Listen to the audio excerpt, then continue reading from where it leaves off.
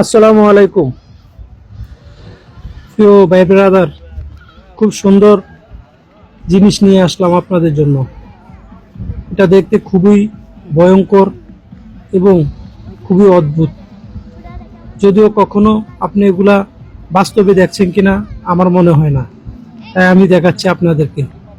আর দেখতে খুবই ভালো লাগছে আমার থেকে, তাই আপনাদেরকে শেয়ার করছি। ভালো লাগলে শেয়ার করে দিবেন এবং এগুলা পেতে আমাকে ফলো করবেন। আপনার কখনো যদি আপনার মন চায় এগুলা দেখতে, তাহলে চলে যাবেন কেরানীগঞ্জ।